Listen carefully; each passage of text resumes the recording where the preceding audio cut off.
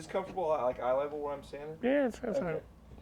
So I guess what I'd ask you is kind of how did you get into the Stooges?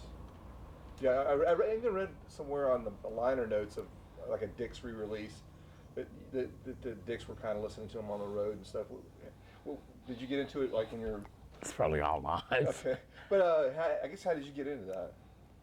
You know, when I was younger, I had some friend. I had never heard of them, but I had a friend from Detroit that moved down, and he was really into MC5, and he got that, and then he was always talking about the Stooges. And once I heard them, of course, I fell in love with Iggy. I mean, there was nobody like him. There was nobody like that. Yeah. And that was sort of the dividing line with me for many years. If you don't like the Stooges and you don't like Iggy, they don't like you.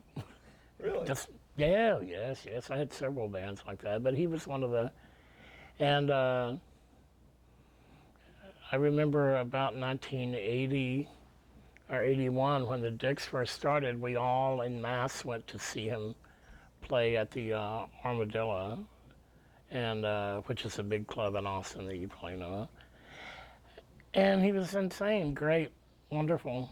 I mean, and he was an incredibly unique person, and still is. I mean, and the guy's like old, and he's moving around and doing things that people a third his age can't do. So the main thing I have to say about the Stooges and Iggy is I believe him. I believe the guy. I believe he's the real thing. Cool. Let's see. Turn this a little bit. Let's see. What was it fun playing the gig? What was it? What were your memories doing the song?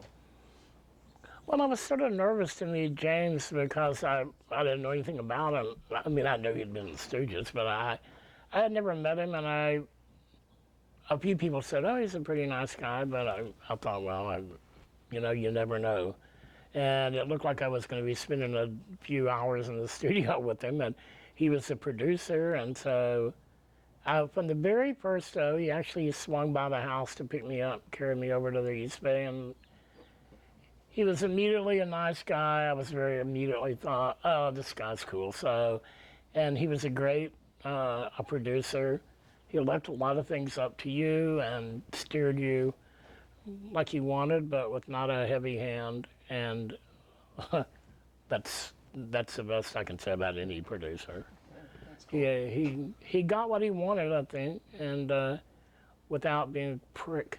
He was a nice guy. Had you heard the song before? I had heard "Cock in My Pocket," but I hadn't heard the other one. I don't even know the name. What's the Highway or something?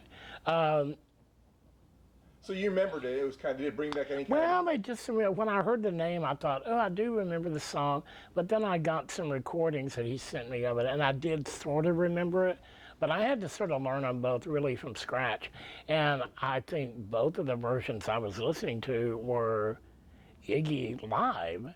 And so he's like, as a singer and that kind of singer, I started to know, he's like just knocking lyrics out, and there's a skeleton, but he's like putting the meat on it as he's singing. And so you're trying to learn the nuances of some really talented, spontaneous singer, and that was hard. It was hard to try to get that without mimicking him and without losing it. But once again, that's where James was a good producer. He said, put your own thing into it. So the whole day it was fun. It was a good experience. I liked the recording experience anyway, so I had a nice time. That's cool.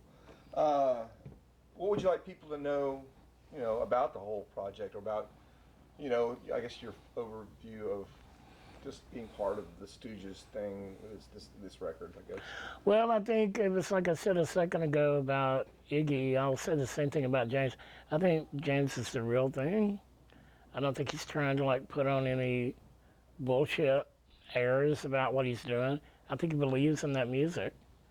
And I think he's going to a big hassle in his personal life to like show that. I mean, he doesn't have to do any of that.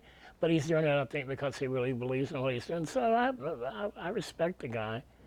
I think that would probably be my main compliment for him. It's like I had a nice hangout in the studio, and I left it with more respect than when I got to know him. You know.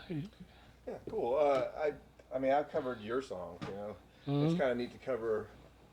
You're a fan of somebody's music. I've covered his songs. You know? Yes, yes. So Well, you're hearing that music, and as he said, today you're singing with the Stooges. And, you know, also knowing that Mike Watts there was a comforting thing. I've known that guy for like 30-something years. And, you know, it's one big old punk shit slinging family out there. And we're all liable to get hit someday. all right, I think we're good. Yes, yes, yes. Cool.